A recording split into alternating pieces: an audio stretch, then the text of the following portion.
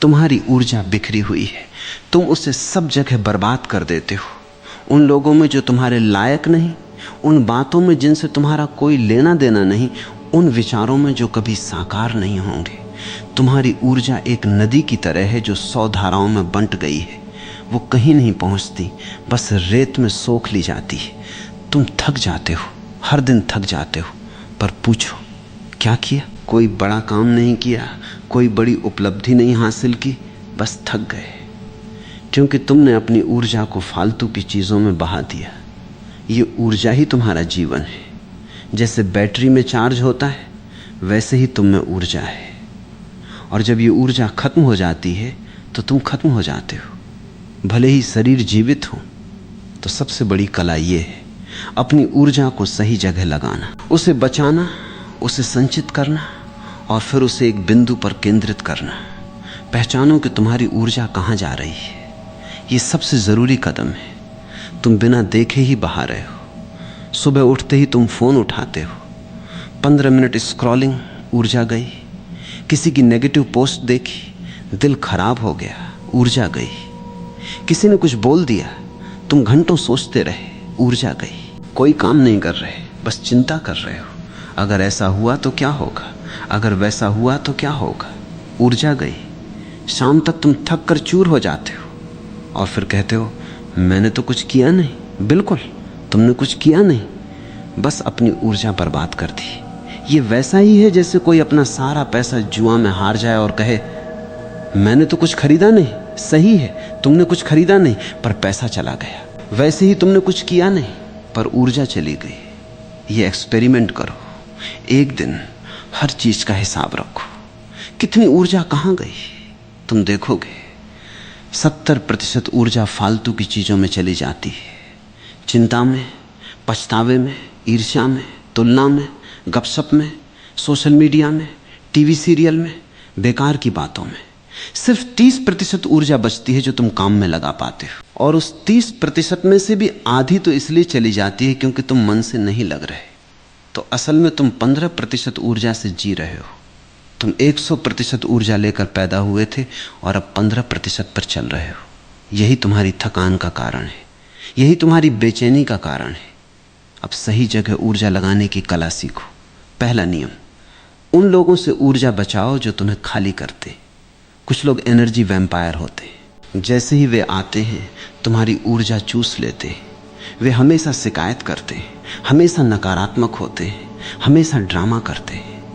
तुम उनसे मिलते हो तो थक जाते हो, उनसे बात करते हो तो सिर दर्द होने लगता है। इन लोगों को पहचानो, इनसे दूरी बनाओ।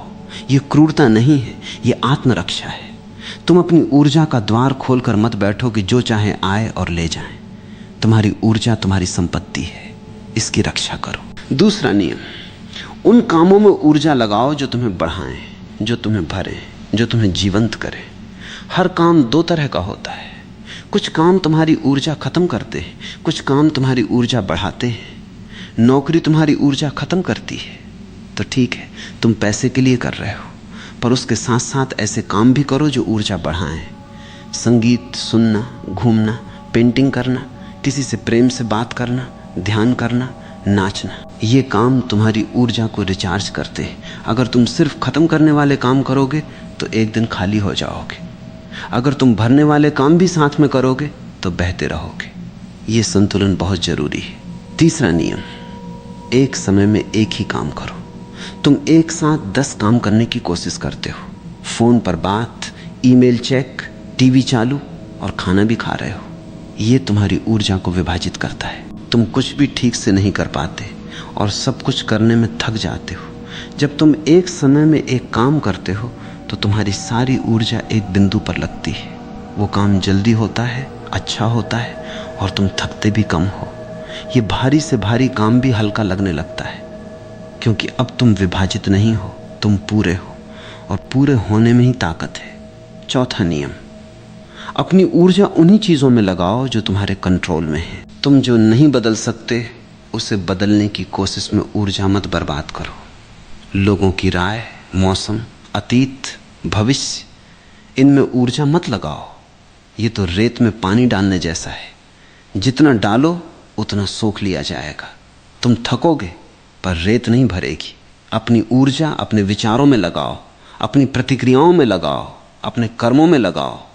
यहां तुम कुछ बदल सकते हो, यहां तुम मालिक हो, यहां तुम्हारी ऊर्जा फल देगी। 5वां नियम, हर सुबह उठते ही अपनी ऊर्जा को एक दिशा दो, एक इरादा बनाओ।